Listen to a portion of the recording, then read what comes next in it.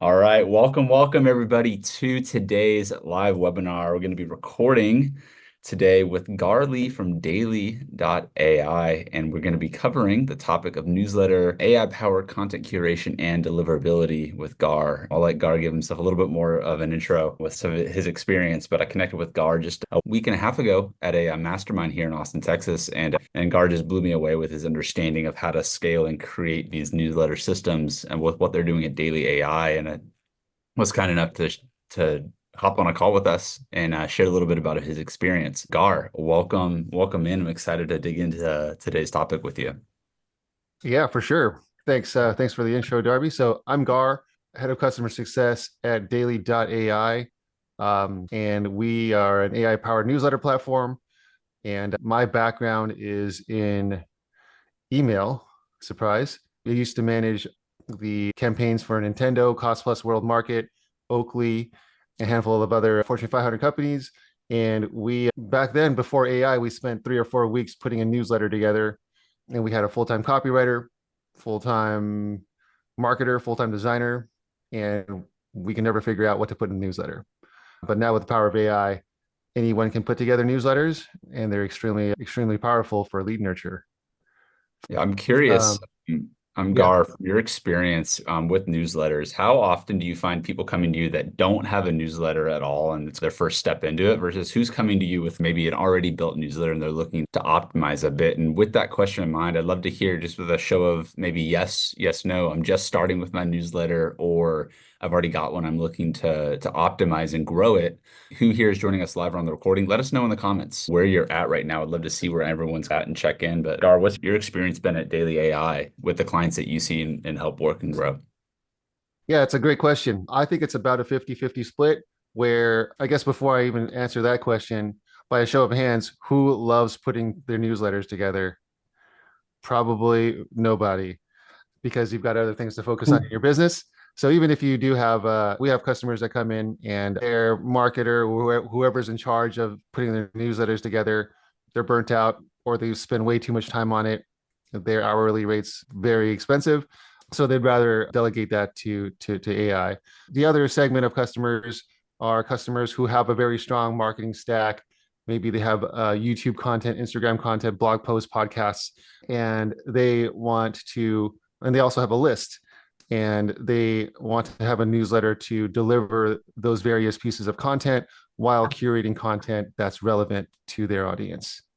It's great. And I know one of the topics, the twofold, right? You're curating the contents, but also you need to make sure that newsletters actually get delivered, right? Because what's the point in sending an email if it's landing in spam or if it's not even making it to somebody's inbox? And so, from a high level, before we get into the nitty gritty, and I know you said you had a few things that you could screen share from some examples throughout this call, but I want to talk about what a high level, what is operating a newsletter from like the perspective that you're coming at, like you or maybe a high paid consultant or a coach or a thought leader or somebody that's running a business and maybe your passion isn't getting up and just I would like that's not your passion, just writing and running the newsletter. You need that lever to distribute your content. What does this look at a high level before we get into the nitty gritty? Yeah, for sure. So I think like the where I'd start is you should always be thinking about growing your list. And there's a difference between getting Instagram followers, Facebook followers, and growing your email list. Your email list is something that you own and you have control over.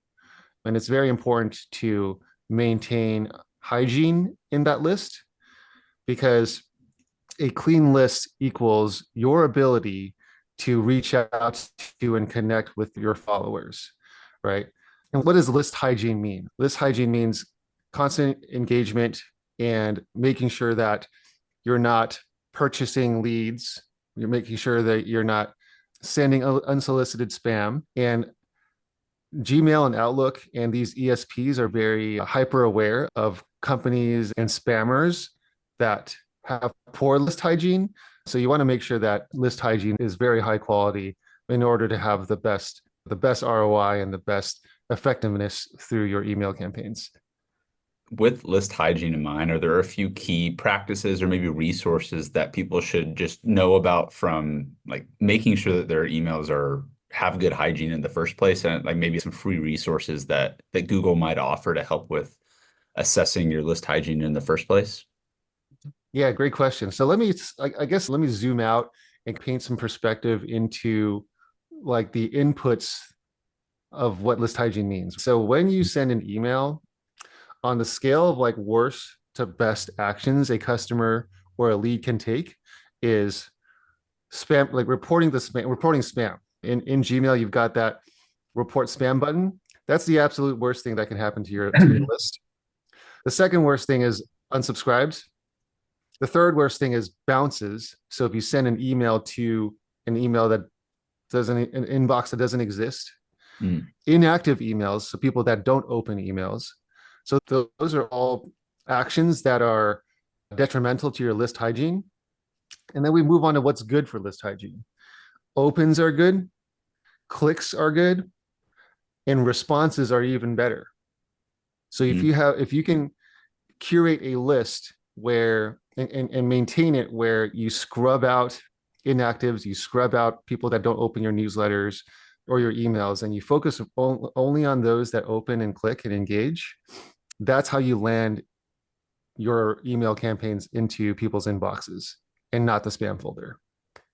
No, that makes a lot of sense. And I think from just in a best practice standpoint is obviously like building those relationships with people on your list and then sending them relevant content that they're going to open. It comes, what I'm also seeing here is like how well you're segmenting and properly like sending at the right cadence. And a few questions that I can see coming up, and we'll probably cover these throughout the day, is like, how often are you sending emails? Is every day make sense to send emails to your entire list? When you're saying only sending people that are opening certain emails, does that fall into different buckets of how you're also segmenting your list in that regard? Because especially if you're running multiple campaigns, maybe multiple customer segments, that's probably a way that can something that can get away from somebody and get a little bit messy and muddled up over time if you're not taking this into account when you're sending your campaigns at the start of a big Yeah, campaign. for sure. So I would say it depends on your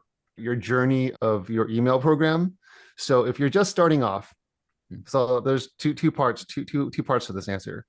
If you're just starting off, definitely start small and add. If you have a cold list, maybe a list you've collected over the years you haven't engaged with, you definitely want to start small. So if you have a list of 5,000, 6,000, you definitely don't want to send to all 5,000, 6,000. You want to start small so that you can remove the inactives, you can remove the bounces and the bad emails out. If you send to Mhm. all 5,000, Gmail and Outlook will most likely put you in spam. So that's the first answer. The second answer is you asked me about cadence, right? So it really that really depends on how your list engages with your content currently. And you'll find there are some super fans and there are those that want to receive like a weekly digest. So like having a preference center where they can choose whether they want a weekly or a daily email can really help with segmenting your list by engagement. Any recommendations for like how you're curating these topics and like how much information you're packing here? Does that kind of fall back into the bucket of just knowing like letting people almost self-select what the types of content they want to receive, how often they want to receive it? Or is there, I'm sure there's multiple schools of thought on it, but I'm just curious from your perspective, are you seeing, oh, this newsletter is only talking about one thing, or do you find that it, in some cases, may be beneficial to have multiple topics that you drop in to these newsletters? And is that question make sense with? Yeah, for sure. The first thing I'll say about that is newsletters should be informational, conversational in nature. So, like best practice is let's say if you're not using AI and you're using like Mailchimp or Klaviyo or one of the larger email sending platforms, I always try to design, even before I started Daily AI, I try to design newsletters that provoke conversation. So I encourage my readers to reply and I encourage my readers to give me feedback. So that's like the manual method, right? At Daily AI, we track what categories and what topics users click on so that we can have a map of our customer segments that are interested in specific topics. So for example, We have a customer that's a remodeling company, and we have content about like we have content that's like about landscaping. We have content that's about building decks, bathroom remodels. Based on what they click on, we now know what they're interested in so that we can follow up with a promotional campaign. Hey, we're offering like 20% off sun decks this summer or something like that. There's the AI component, and then there's also, if you don't want to use AI, there's the manual component of promoting people to engage with you. And so what I'm hearing, just to repeat back a little bit of this and related to one of the questions in here about the value of a weekly multi-topic newsletter versus sending more single topic emails, maybe 3 or 5 times a week. There may be a mix between those here. You may send an email that has multiple topics within it, but then people may be clicking a segment of your list, may be interacting, engaging with specific topics inside of that email, which could then warrant maybe separate follow-up email newsletters that are topic specific related, like whether it's one campaign for a special deal, or maybe it's just how you're building out those sequences. But maybe there's not like a one size fits all answer here, but it's understanding the behaviors and the engagement patterns and what people are saying, yes, I want more of this, and then catering future content towards those segments that's more aligned with what they're already showing that they're wanting to hear more of. Yeah, at Daily AI, like we have a newsletter that's continuously being optimized for a single list. We do have customers that have multiple customer segments, and they would do two newsletters for those two separate lists, right? Because I always say if you're trying to target multiple segments with a newsletter, you're targeting no one. Mhm. So I always like to isolate. If you have an ICP of, let's say, if you have a, very simply put, if you have a marketplace model where you've got job searchers and employers, two very different ICPs, but you'll want to curate content and engage both of those. I would definitely have a newsletter for job seekers and a newsletter for employers. That makes sense. And we just had a question come through from Ron related to that, having multiple ICPs. And so this would be a good segue into ICP specifically. He says, I have 3 ICPs in service professional markets: consulting, marketing agencies, and accounting. Any way to have one newsletter? They all have the same marketing and operational issues, but SEO and newsletter titles are a problem. How might you approach like that problem with how you're talking about? Are you creating separate newsletters with the same topics, but the language of the subjects is different, or what might your approach be there? Yeah, for sure. I always lean on, so like when we curate newsletters, we curate topics in our newsletters, our AI will summarize the content and tell you why it matters. And when I say tell you why it matters, like why does it matter to that specific profile? Let me see if I can just show you an example. Let me make sure you can share. Here we go. So this is Joe Polish. He's the founder of Genius Network, and he produces content for entrepreneurs. And he Mhm. always tells it from the frame of from his overcoming his addiction. He dives into leveraging time, leveraging people, and you can see here, even though this content is curated from a third party source, it's written, our AI generates this copy in a way that speaks to a very specific ICP.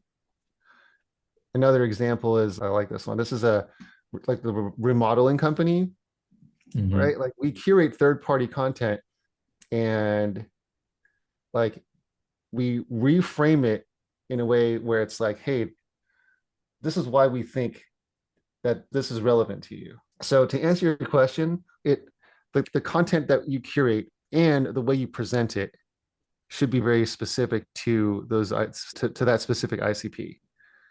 Yeah, and it's almost speaking more towards the desires, the wants, the beliefs, whatever that ICP is feeling, or however they're viewing the world through their perspective, meeting them with where they're at, so that it could be Right. the same article, but the reason it's going to matter to them is going to be different. versus to like the outcome that they're looking for, which that makes sense to me. I'm curious, like for those that are here watching this right now, can you think of multiple ideal customer personas that are on your list right now that flipping the script and looking at maybe the same exact article that you would curate and go find like newsletter news article comes out, this would be relevant for my list. But like maybe the challenging to yourself, and this is where AI comes in to help with finding these other perspectives, is like, how would this actually be relevant to that specific segment of the audience? And can you do that for multiple different segments here? And if you can, then this kind of ties back to what you're saying about having multiple newsletters to speak to each one of these segments, right? But you're speaking to that individual ideal customer persona, just to not use all the jargon ICP words, and you probably call it something else, ideal target avatar. I'm sure other people have different names for it, but I think it's a good thought process to go through ourselves, but also when you're interacting with AI, how can you reframe like why this matters to the person that you're writing to in the first place? And so getting clear on who that ideal customer persona is so critical to the success, I'm sure, of any newsletter. Any tips or tricks or workflows that you find helpful from what you're doing at Daily AI for how do you identify and segment these different lists? And how robust do you go when you're building out these profiles? Do you Yeah. like how deep are you really going? Yeah. Great question. So I always start, I'm going to go back to what I said, like about knowing your audience. I always start broad with my newsletter. So if it's it really depends on list size and the client that comes through. But I start broad and I ask for feedback, right? Make it very personalized. Hey guys, it's Darby. In this newsletter, I'm going to cover all the latest trending AI tools to help you grow your business. And at the end, at the bottom of the newsletter, you can have a sign off that says, "Hey, thanks for reading. If there's any way I can make this newsletter better for you, reply to this email and let me know." I read all emails and I'll do my best to reply, right? Like some personalized sign off will help you gather that feedback, right? Like we can use AI to track clicks, but nothing's more powerful than getting someone to respond and getting their direct feedback, right? Hmm. So that's definitely where I would start. And then like segmenting, if you have two very clear like populations of or sample sizes of your list that are like, hey, I want AI, and hey, I want more, you know, SaaS tool tutorials or something like that, right? Like it'll uncover itself as you promote your list to interacting with you. Yeah, that makes sense. And I imagine that some of the information and feedback back could also get maybe overwhelming at times. And how do you track and properly keep tabs on these different segments? And I'm trying to ask some of these questions from the lens of maybe you're not already an active customer or client of Daily AI, and maybe I'm just exploring how to start opening up these conversations with my list. And I'm using MailChimp, or maybe I'm using one of these other platforms. And I'm not not trying to promote any specific platform in this case, but if I'm getting these type of responses back from just I've got ChatGPT here, or I've got Claude, or I've got an AI tool, what are some practical ways that I could go about maybe keeping track of some of this feedback? And like, what's a workflow that maybe you might use if you were starting from nothing and you didn't have a whole platform built that was doing this for you, Gar? Because I know you guys did a lot of this manually as you were building out the automations. And so what might be an approach be if I have Google Sheets and a ChatGPT account for starting bootstrapped with this? Yeah, great question. First, I'll start off by saying if you have an overwhelming number of responses to your newsletter, you're having a really good problem. That's a really great problem to have. Like industry standard open rates are like roughly around 20%. We get roughly 40, 50 plus percent on our best performing newsletters. And we'd be lucky to get a 1%, half a percent response rate to the newsletters. People just don't like this is not a very common action to take with newsletters. So if you I would say if you have an overwhelming number of responses, what a great problem to have, right? I wish we all had that. So having said that, like there's a lot of free tools you can use. You can use Google Sheets. You can copy and paste in. You can copy and paste in responses. If there's too many responses, you can use a Zapier, which is also a free tool where you can set up an automation where it zaps responses to a Google Sheet, and then you can just upload the Google Sheet to ChatGPT as an input and ask it, "Hey, tell me 10 things about summarize and give me 10 insights from this export of email responses." Yeah, like, I've used Zapier in the past. We use make.com for a lot of our automations, which I'm sure that they would have some ability to do that. And so I think agreed, that would be a great problem to have. But also just even if it's a small number of responses, what are you doing intentionally to save and keep those responses? Because I've ran into the same issue where maybe you ask a question, you get a response, 3, 5, 10 responses come through, but I wasn't thinking through where am I putting these next? And then next thing you know, they're lost in the inbox. And maybe I'm not capitalizing on some of that feedback in the same way that if I was a little bit more intentional about where do those responses go next. Question about starting with the newsletter. Program solutions that you'd recommend, Gar. I'm sure you'd recommend daily.ai as a tool for yourself. Personally, right now we're using Beehive, which we talked about briefly and whenever we first met, which is the platform that we're currently using to send out emails. And like full transparency for everyone that's watching this, I feel like I'm at 10 or 20% of what is capable of with utilizing even that platform with how I'm going about the entire process. And so, in part just with learning how to operate a successful newsletter, if anyone tells you that it's just snap your fingers easy, there's probably something going on in the background that's helping with making all of these things go together. And so maybe if that's something that you want to speak to a little bit more, Gar, from your perspective and like building up to what you guys are doing now as a managed solution, from my understanding, where you will set these things up and you're running the newsletter with the clients that you're working with. Is that correct to say with what you're doing right now? Yeah, for sure. And I think there's no like right or wrong way to do it. I think Beehive and Substack are very powerful and they're really great platforms.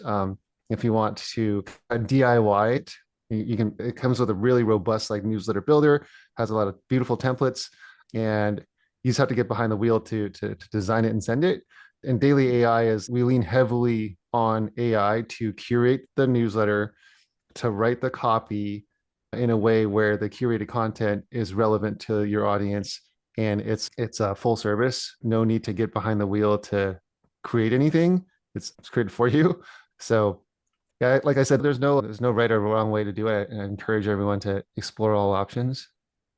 Yeah. And we've even used ActiveCampaign in the past. I've experimented with a number of other tools beyond that. But I personally have always come from being in the driver's seat of doing this or working with one other partner, so to speak, on the email front to helping with setting this up and helping with deliverability. And I will say that investing in like the right type of consulting help to even get started and know that you're setting yourself up on the right foot out the gate can help stop a lot of the problems that you like can run into, like we talked about at the beginning, was the email deliverability and knowing that you're actually landing in the inbox and keeping the hygiene of your list top of mind.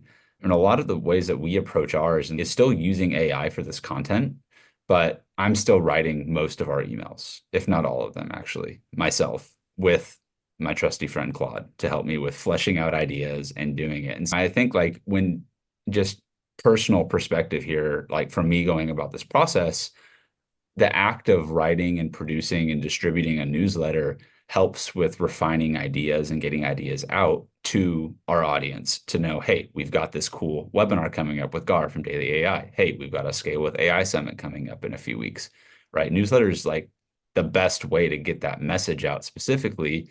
But I know that people, in terms of actually going about that writing process, sometimes it makes sense to write it. Sometimes it doesn't make sense to be the one writing everything. I tend to write my newsletters by going on a walk in the morning and talking. And then I take the transcript and then I have Claude or ChatGPT rewrite the transcript. And then I'm like fine tuning it. And so sometimes it still might take me 30 minutes, 45 minutes, an hour.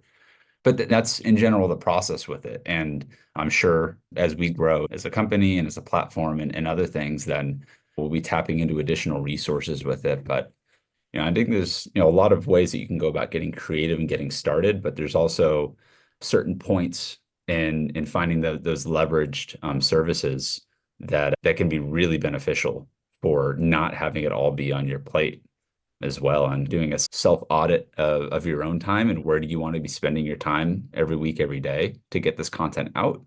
And I certainly will miss opportunities to send emails because I get caught up and get into the other things that I need to be doing.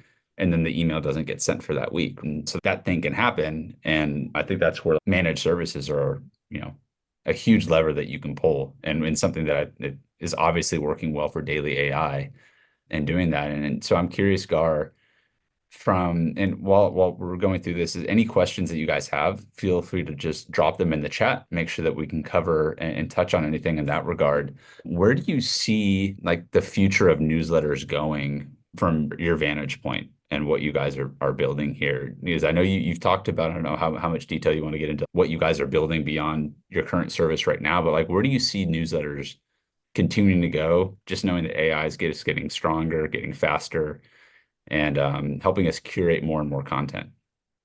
Yeah, great question. So I think there's actually I want to speak to what you mentioned earlier, like DIY versus managed services.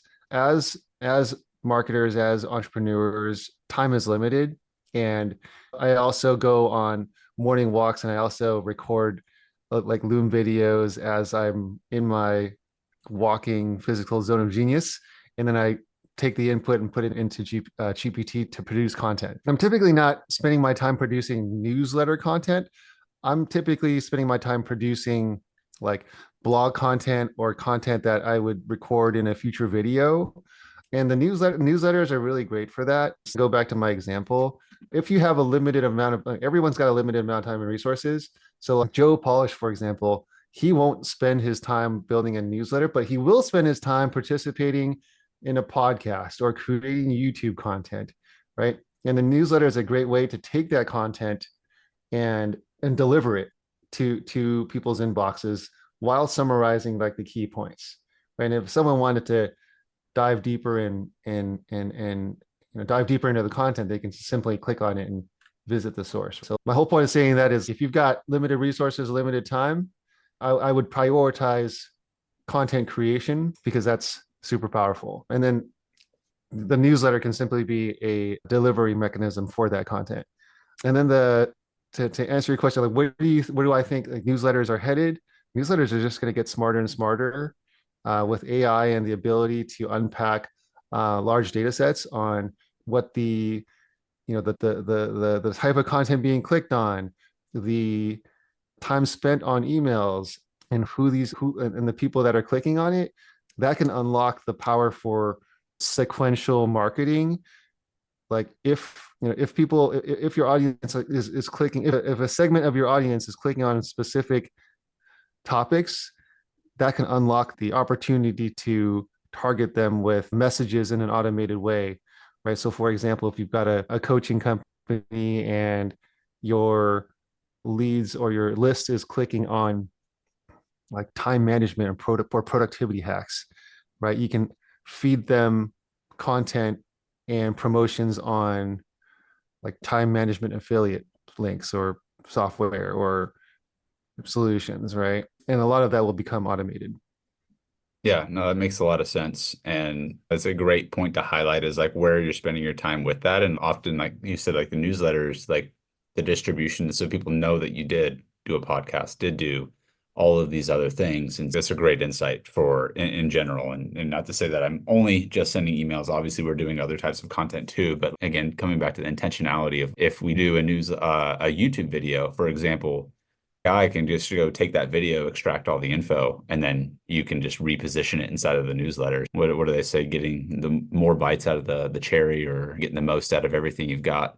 One of those sayings. Someone much smarter than me, I'm sure, came up with with one of those tidbits. But I'm not seeing any more questions here in the comments, guys. We have an opportunity right now to ask any sort of questions that we've got about email newsletters and otherwise. This is the time to drop a question or comment, or if you have something that you'd want to come off mic for and ask away. info we're receiving is great. That's awesome. We're going to be breaking down all of this content, and you guessed it, we're going to be putting it into a newsletter and sending it out to you guys. We'll be posting this on YouTube after we're done with it to break down all the insights here because we're covering a lot of ground. And I do see Bruce's hand raised. Bruce, great to see you. I'm going to add you Thanks. to the pin to hop on. Bruce, hope you're doing well. Yeah, thanks. And thanks, Gar. That very insightful stuff. I've recently been hearing some information. I think you mentioned this about doing warm-up email out before you send it to the rest of the list. And someone was using their tracking mechanisms to segment their list of people that have opened their emails in the last 7 days or some kind of activity with it, knowing that Google and or Yahoo and the other big mail providers would deliver those more, you get better response on that email, and then they're more likely to deliver the rest of the email. Is that something that a strategy that you're using now? And what size list do you need to have to even make that worthwhile? If you've only got 100 or 200 people on your list, is that worthwhile doing? Or do you need thousands? So two-part question there. Yeah. So I think like critical mass starts at 2000. So anything over 2000, I would definitely segment into like chunks of 500. Under 500, Gmail and Outlook typically will just let that through.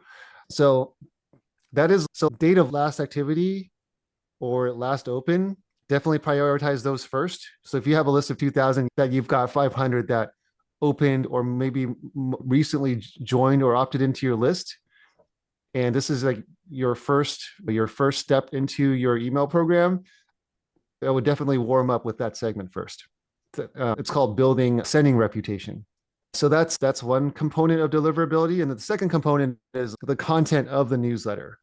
So best practice, sorry, one sec. Best practice is you want to have, you want to make sure your image sizes, you want to have 20 megabyte images. You want to compress them if you have images in your newsletter. You want to make sure that, if you're sending a newsletter, like you want to have like the copy that you use shouldn't be promotional in nature so that you stay out of the promotions box. So if you're in Gmail, you'll have like your primary, your updates, your promotions, right? If you're like Gmail and Outlook are really smart and they have algorithms that scrape the content of your newsletters for um like for the images and the copy, and it knows if you're trying to sell something, right? Hmm. So if your intent is to make it into the inbox or then you want to make sure that your content is not promotional in nature. Bruce, you're on mute. And don't you really want to have a call to action at the bottom of every newsletter? And so how do you make sure that's non-promotional and still gets delivered? Yeah, so there's a ratio of like how much promotional words and Got it. buttons there are. So our newsletters actually have a call to action. It's like an ad that's sandwiched in between 5 or 6 cards that are informational in nature. Yes. Yeah. Do you have a golden ratio to work with? A 5 to Yeah. 1 or something? Yeah. It's typically five. Like I try to keep call to actions one per newsletter Yep. and 5 or 6 informational cards, value add cards. Yes. Perfect. And you mentioned images. I've heard people say plain text is the way to go, best for deliverability. And then you get really highly designed emails. And I don't know, just what's your philosophy on very aesthetic pleasing versus just really well written stuff? Both. Yeah, I think like I subscribe to a handful of like morning brew, Substack, Beehive emails that make it into my inbox that are both aesthetically beautiful and valuable. Like the copy is valuable, the content's valuable. So like I like to see both. When I see a text only email, this is very anecdotal. I don't like them. And as a email marketer, I like beautiful content. So yeah, both, and they both make it into the inbox. You had mentioned something, Gar, and thank you for those questions, Bruce. You mentioned something, Gar, when you'd subscribed to our list, and you sent me a screenshot that appeared that the coloring was off, and you said you mentioned something about, I recall that text that you sent me about the way that you were setting up even like the text to be read because you were reading on I think like a dark mode on your iPhone. Yeah. and showed up differently. Can you touch a little bit more about just like the styling that is more optimized to show up and doesn't become ineligible or otherwise? Oh, yeah. Great questions. This can be a very deep rabbit hole, and I encourage you to go do some of your own research. Email is the way emails are rendered is it's not very technologically advanced. So for example, you can't embed videos in email. And the reason for that is because like iPhones, Androids, Windows, Mac, native apps, different browsers, they all have to render emails, like they all render emails differently. And you want to design your emails that are compatible with all of the above. One thing that's discouraged is like setting background colors in emails because people use dark mode and light mode. And when you use like a gray or a blue, like when the device does the inverting of colors, it doesn't know how to invert the background color. So it's like best practice to not use um and there is an endless rabbit hole of email design nuances that would take up that we could probably spend multiple days on it. I'm sure. And that's certainly something that anyone going in and just even that response back is like, oh, well, that obviously needs to be addressed because if someone's on a dark phone, a dark mode, and can't read it, then that kind of is going to hurt the in general experience and just not get the message apart. I see one hand raised. I wanted to ask just a quick clarity. We have a question here about informational card. Can you just provide a little bit more context? When you say informational card, is that like a graphic design with like words on it, or what does that mean when you're saying informational card? Were you referring to the newsletter, or sorry, I didn't I think quite that get was that. in reference when like when Bruce was on, we're talking about some of the maybe the structures and informational card. I might be pulling it out of context. Someone said value card. Oh, Value. oh yeah, like yeah. So I think the question was, how do I avoid the promotions folder with my newsletter? And the way we do it while still having a call to action in the newsletter is like no one knows the magic ratio, but if the majority of the copy is non-promotional in nature, then it shouldn't you should be able to avoid the promotions folder. Let me show you an example. So back to this one. So this first card is like a video of a job that they did. And then this second one, because fall is coming, winter is coming, this is their promotion. This is their current promotion where, Mm. hey, like avoid flooding your basement by waterproofing it, right? And this, if the email was just this, 100% it would make it into promotion. But because it's sandwiched in between a bunch of content that is non-promotional, we can dodge the promotions box. Yeah. So That if makes you're sense. as you're designing this on your own, keep that in mind if you want to keep out of the promotions folder. Awesome. Well, thank you for the clarity on that. Ron, I see your hand raised. I'm going to go ahead and bring you up. Yeah, so I'm starting a social media campaign on LinkedIn using carousels in LinkedIn posts. I can have a couple of, I've got lots of content. I can have a couple of those LinkedIn posts per week. But as I think just about everybody knows, if in your post you have a link to your website to bring people back, the algorithm degrades you.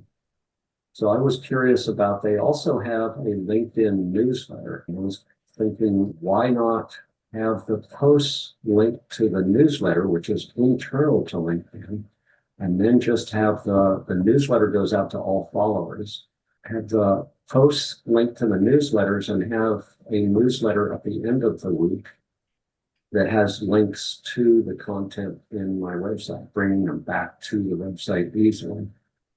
And do you have any feedback on that? You mean driving traffic from your newsletter back to your website, or It's from the post to the once a week newsletter that is in LinkedIn that goes out to all the followers. And then also in that once a week LinkedIn newsletter have links that go to my website. So it's a sideways funnel and then you funnel back down to a normal thing.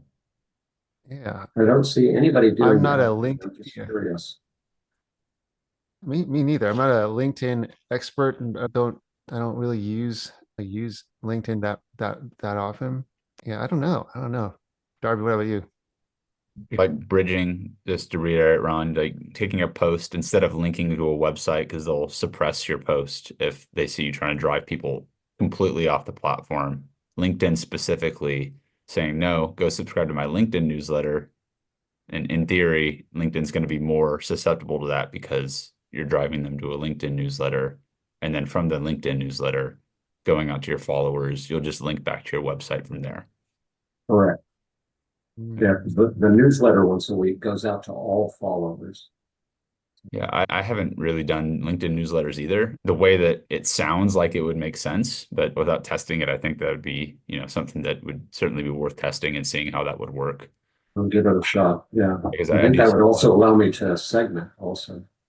I do see people that like link their newsletter subscribes in their LinkedIn profile. So you can click subscribe on newsletter and it's already on their profile That's page. right.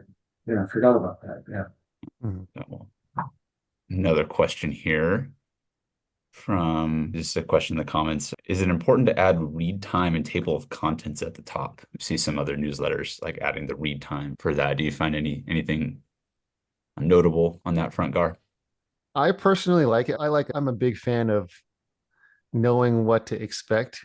Some of our like, we have an option to add or include. We like it. So yes, I like them. And the anecdotal feedback so far is people do like expectation setting. So read time is great. And then I would also say like table of contents, like what to expect before you scroll down is also really helpful to get people to scroll down. It's a like the intro is a hook. Yeah.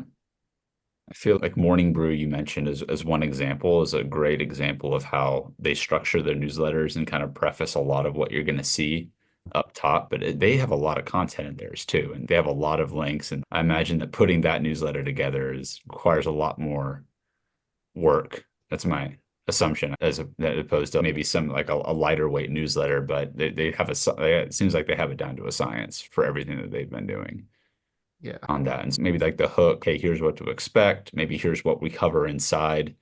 And then maybe depending on your platform, like how you're able to link between the top and different sections of the newsletter. I'm sure that there's different features and functions out there.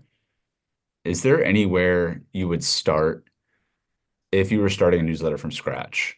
Like how would you approach growing a newsletter if you didn't have an audience, but you were you knew what you were talking about. You had a great subject that you wanted to get out there. What would some ways that you would approach this just from Gar, from your lens?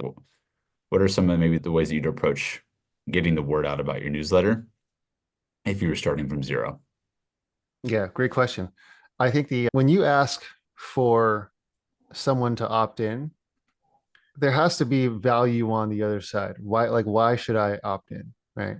So typically the best time to ask for an opt-in is when you've created value for that individual.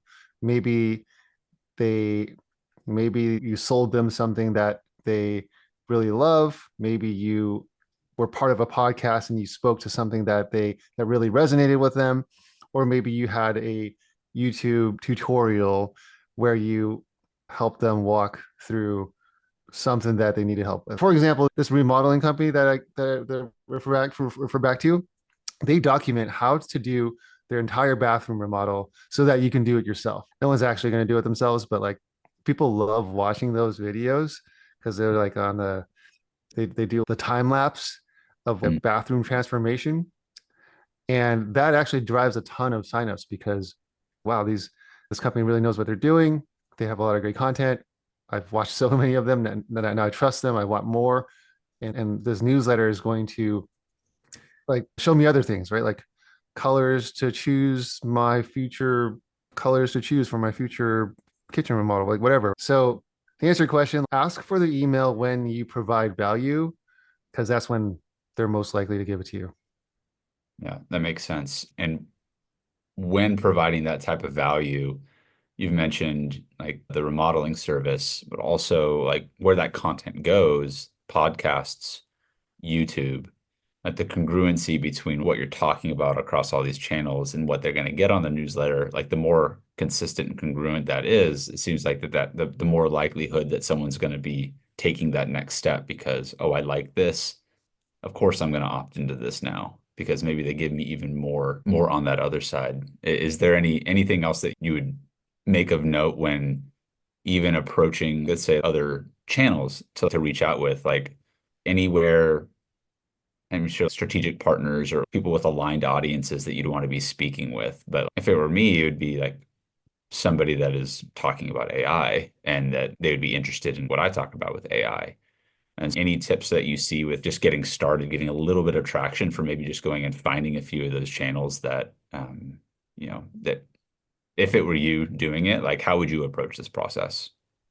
I would use you as an example, Darby, right? You have a Zoom webinar login or sign up link where you captured emails in exchange for this session, for example, right? So you've collected a list of signups. Offering webinars is a really great way, and I've seen it work. And then like driving traffic to that webinar sign up page or the webinar funnel is another great way to capture leads. So it's a combination, right? Combination of like webinar, aka value exchange, and then be like Facebook ad buying to drive top of funnel traffic. And we started just simply about just talking to other people several years back that were in the Jasper community, just doing interviews just like this for how people were using AI, Jasper at that time for just content, right? And that was basically like what all of our content was on the channel. And that's what got us started. And obviously, over the years, you know, everything has changed in the last 3 years in the world of AI. But just picking one channel, I think, from at least us getting started was really important to just start doing content there. And personally, I found that YouTube has been just like a great anchor point because the content has a longer shelf life there than throwing something on like just an Instagram feed. Not that there's not value to posting content on other channels, but YouTube, I think, is a great platform if you're just getting started to consider because also with using video content, you can build some face-to-face relationship virtually with folks, which is a lot of what we do is doing virtual events and things of that nature.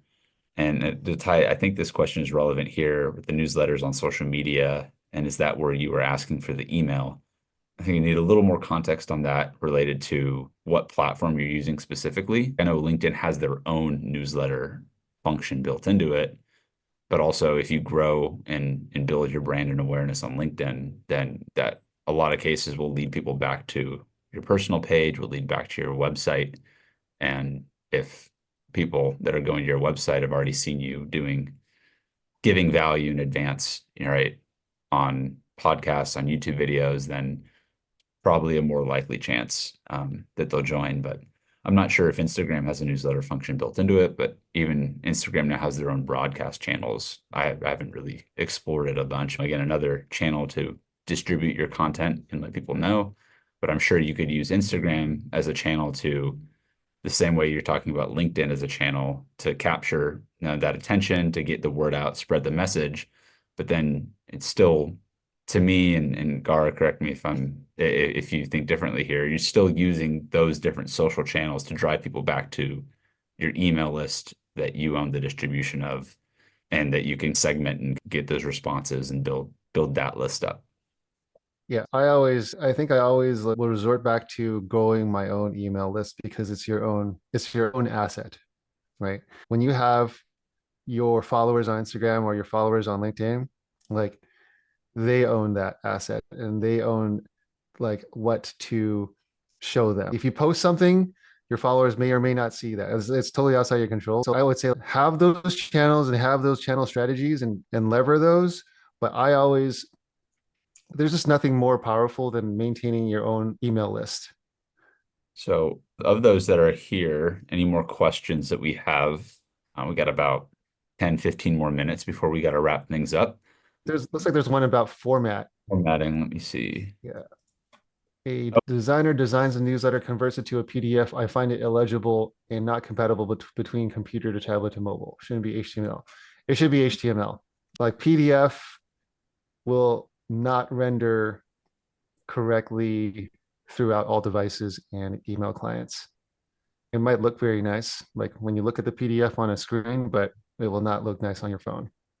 Yeah, we tried that briefly and realized it just did not translate well to the different, not the same way that you'd be doing the way you described. Yeah. Ron, I see your hand. Yeah, just a quick tip here on topics for newsletters and posts. I found ChatGPT to be incredibly valuable. So I create a PDF file, or you could use a docx file, and a really robust description of my ideal client profile. Drag that into ChatGPT, and then in your prompt, say, refer to the uploaded file and give me 5 topics on each of the following: pain, problems, pains, profits, and pursuits. And so then you get 5 topics on each of those. And then you can say, now go through and on each of those 5 topics, give me 3 sample titles, because usually one title is not going to do it. I usually combine the results of a couple, and give me a short synopsis on what you would write. And then I usually go in and do, it's usually about 60% to 80% good enough, and do a rewrite. And in about 3 or 4 hours, I can do a whole month's worth of posts and newsletter topics.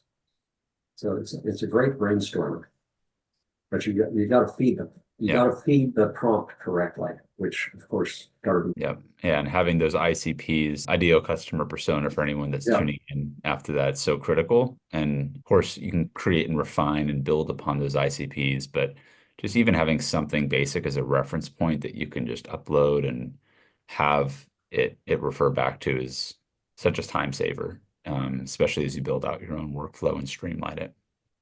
Thank you, Ron. All right, we got any more questions here? I really appreciate you taking the time, Gar, to hop on and go through some of this stuff. And I know there's a lot that we have covered in just the last 60 minutes or so being on here. And looking to those that haven't started a newsletter, to those that already have one or looking to grow one, to those that are maybe looking to maybe step away from the day-to-day of managing a newsletter and like growing, stepping out of the weeds of the operations, regardless of where somebody is at. I don't see newsletters going anywhere. And obviously, like things change on social media, algorithms change and otherwise, but the ability to be able to own that list and own that audience and segment and learn from, I think is incredibly valuable. And like you said earlier, to tie it all back, is while AI is so great at helping with brainstorming and coming up with topics, coming up with ideas, hard to beat just getting that response and that feedback for what people are looking for, what people are feeling about the content you're writing, and the suggestions from the people on the other side of the computer screen that are reading your content and getting it. And to me, like one of the biggest takeaways from this was how one is like how well are you segmenting like the list and like engaging with the different humans on the other side of that, but how is the content that you're curating? And because you don't always need to create something from scratch, but what's something that you've already created or you're curating that someone else has made that's going to be relevant to your audience? How are you talking about that in a way that is going to resonate and land from each one of those segments? And just something to just for me and anybody really to keep in mind with how you're opening that is like, why does this matter to them? And what's the value that they're going to get from the content that you've curated? Of course, AI is great at helping curate the content. ChatGPT, Perplexity, is one I'm using way more now than I was a few months ago for finding topics and otherwise. But if you're curating and then you're talking to a home builder, but the person that you're actually sending the email to is on the complete like 180 of who you're trying to talk to, the same sort of curated content might completely miss the mark because the language and how you're relaying that content just isn't landing. That was a big takeaway for me. I'm curious from anyone else here if you could share one key takeaway, a nugget that Gar shared that you found useful. And we do have another question come up here, Gar. You have a few minutes left to tap into that from Julie. I have Yeah, for 18,000 on sure. my email list. It's very cold, very cold. How many emails do you suggest I send at a time when I start sending my email newsletter again? Yeah, I would not go over 500 per send. And before even starting, I would run the 18.3K through a tool like zero bounce or never bounce. And what that'll do is it'll scrub all of the bounces, and it'll also scrub all of the, if there's like spam traps, maybe there's spam traps, do not mail lists and things like that, that it'll cross reference. So run it through that first. You can send like 500 on one day and then like 500 on the next day to a different segment. And then if they don't open your email, I would just try to keep your list clear. I would try to like continually cull the 18K. Like higher quality new leads is way more valuable than trying to revive a list that may or may not be relevant anymore. Like you said, very cold. So Are there specific resources for saying, hey, here's my list? Are you able to identify, you said spam traps or something like that? People that are maybe opting into a list to just do nefarious things like screw up your open rates or something along those lines, like they're just not good email addresses that you don't want on there. Is there any way to identify those specifically, like a tool or a resource that you'd point people to? yeah, there's three main ones: Mailgun, Zero Bounce, and Never Bounce. Those are like the three that come to mind. Got Mailgun, Zero Bounce, and Never Bounce. And that would be to say, I have a list of 18,000 people. I would run them through a resource like that, and it would identify, hey, Mhm. these are dead emails. These emails are no longer functioning. These emails are like they'll bounce or Right. they flag for some reason. Yeah. Caveat, running your list through a list cleaner does not make it a high quality list, right? Like Right. you don't know until you email them, and you don't know until you email them, and then you'll find out what actually happens, right? If you take a list of people that have never opted in, for example, and you run it through a list cleaner, you get a clean list, they'll still report spam because it's unsolicited. But it is a step in the right direction because you want to, when you send a bulk email, you don't want to have like emails that bounce. It's Yeah. bad for delivery. Yeah, that makes sense. And on the topic of making sure that something's not going to affect deliverability, another question came in. Is it okay saying something like, feel free to share this newsletter, with a friend or something to that effect? Is that considered a type of call to action that any thoughts on that? Yeah, it's definitely okay to share your newsletter. Like when someone shares a newsletter, it's not being sent from your own domain, so your domain won't be compromised. Mhm. And on the topic of double opt-ins, do you recommend going forward and continuing to use double opt-ins, or is that something you recommend as a best practice, or like any thoughts there? This is a very controversial topic. This is a very controversial topic. And I'm also not an expert at the various legalities and things like that. Like some jurisdictions require like double opt-ins and some don't. Not even sure how you would track. When you sign up for a newsletter on a lot of websites on the email capture, when you put in an email, you're opted in, right? Yeah. It doesn't require you to click on an email to opt in again. So my answer is no answer.